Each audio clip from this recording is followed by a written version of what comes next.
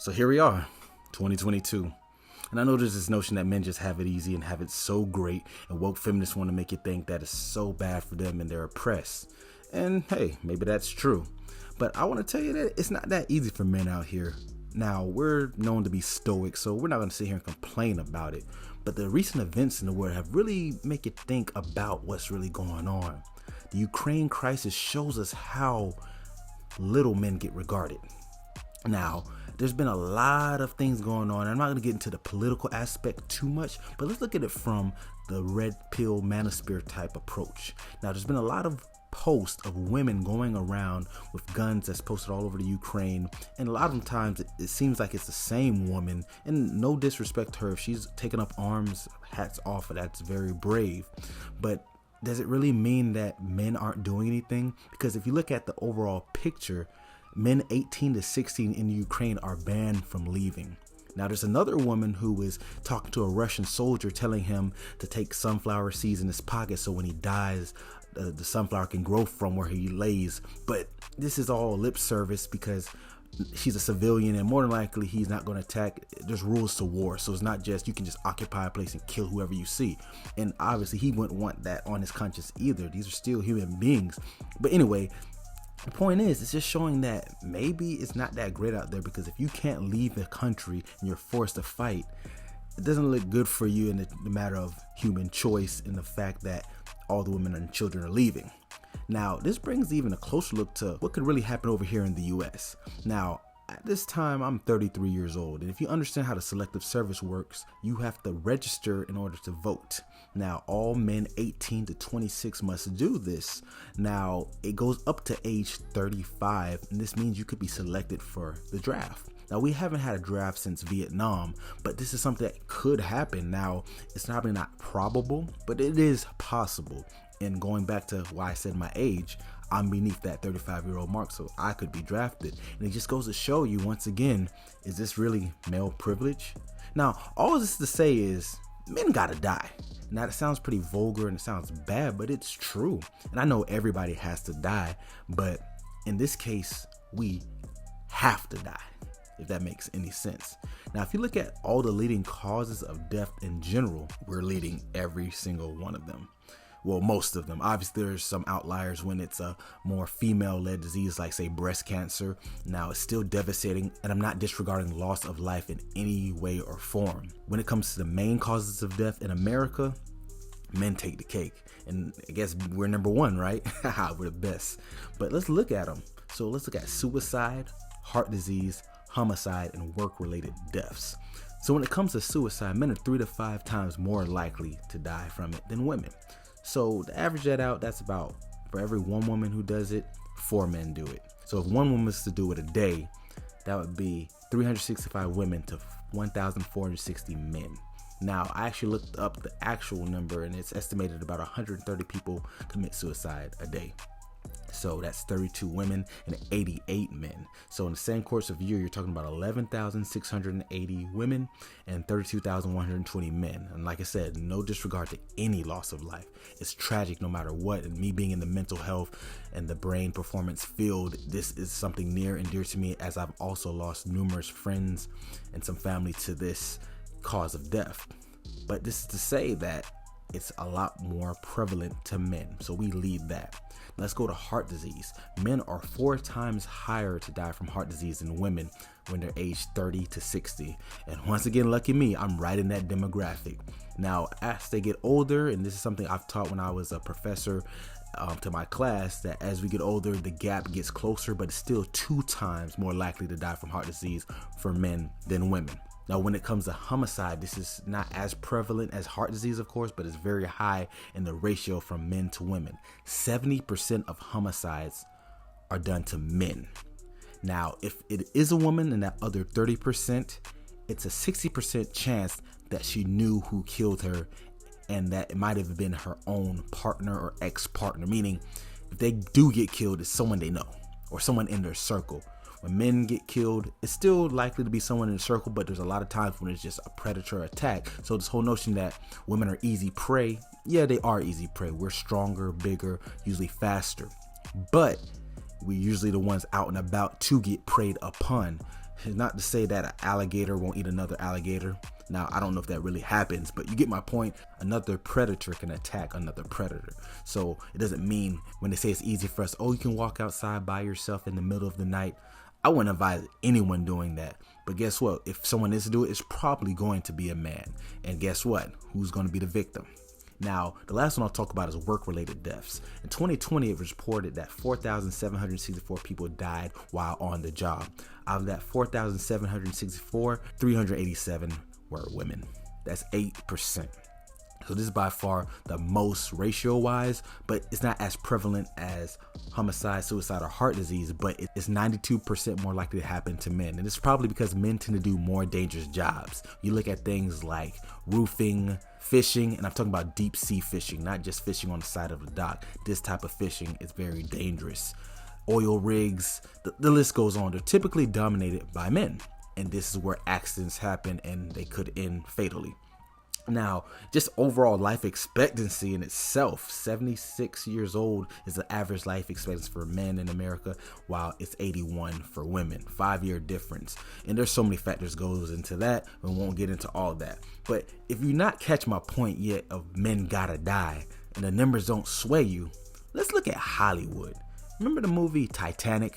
Leonardo DiCaprio and Kate Winslet and a bunch of other superstars. And granted, it did sink back in 1912, but the story about Jack and Rose was fictional. They both weren't real people. There was a lot of other people on that movie that were real people in real life, and that some were heroes, some were not so much, but Jack and Rose were not real. But let's look at this men gotta die aspect from Titanic's point of view. So it starts off, boy meets girl. And boy falls for girl. Ironically, she was about to fall off the ship into the waters of the Atlantic Ocean.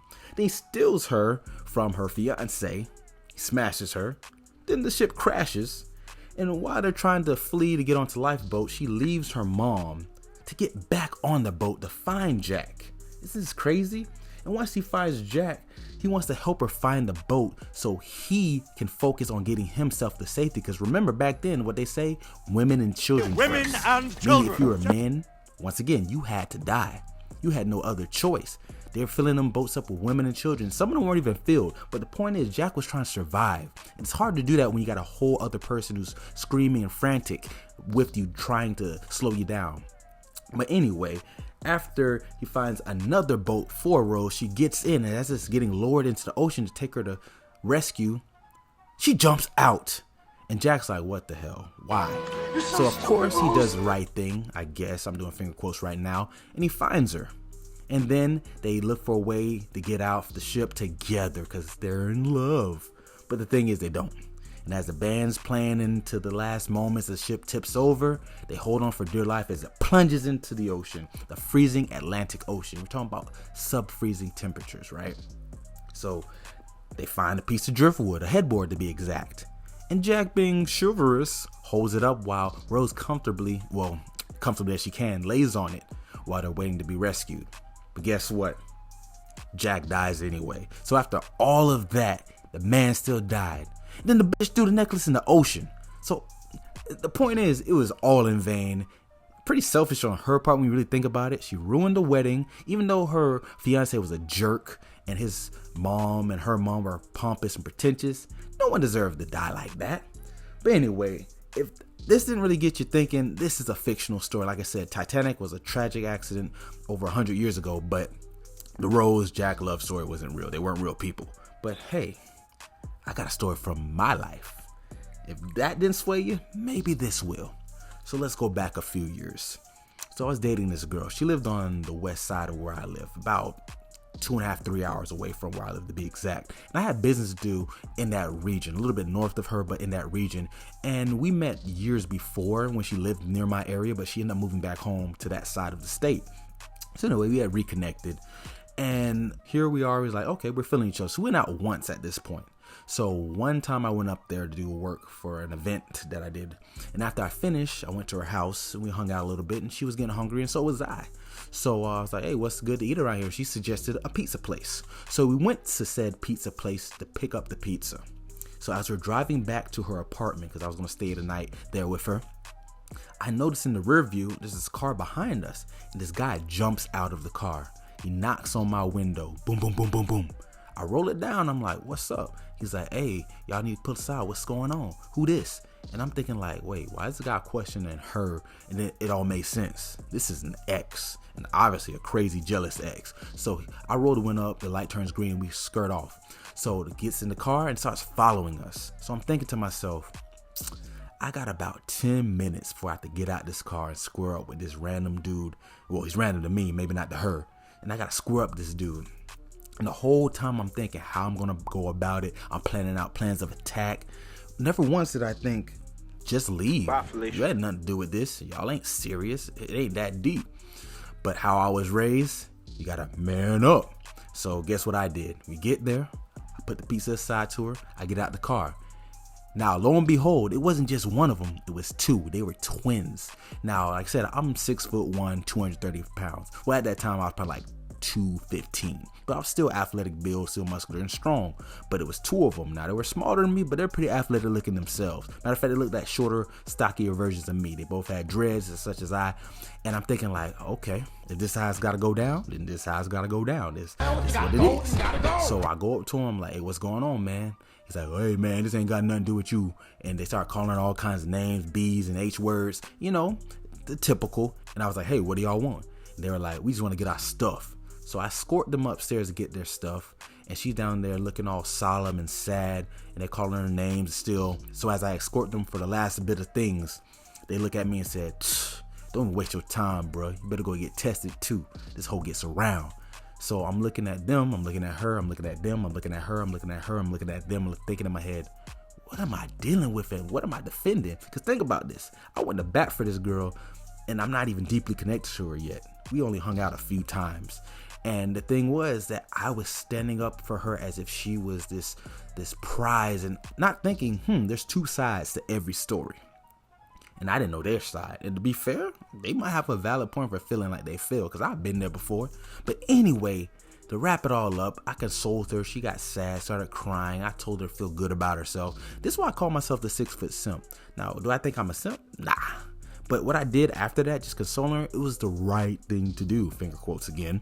But the thing is, why? Why did I do it? There was something innate to me that said, hey, I gotta be tough. I gotta be brave. But she didn't deserve it.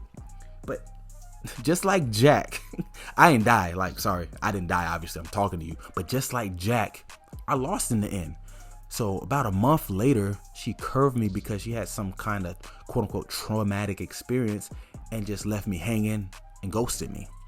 So I pretty much risked my life for a girl that didn't even have the nerve to tell me that she didn't want to mess with me because she had some quote unquote traumatic event. And I'm not knocking trauma. Like I said, I'm in the mental field. I'm all for that. But the thing is, when you're so vague like that, I take it with a grain of salt. It could mean you lost your dog or something more heinous and everything in between. So when you're vague like that, I can only assume that it's not that deep, because tell me about it. I've confided in you. I defended your honor, even risked my own life. Because what if those dudes had a gun? At the time, I wasn't carrying, and I was an easy target for anyone who had a weapon. Yeah, I got hands. Yeah, I'm bigger and stronger, but that can only get me so far. And just like men, we're realistic. We understand that we gotta die. But anyway, guys, I'm gonna wrap this video up. Learn from me and Jack's mistakes and keep it simple.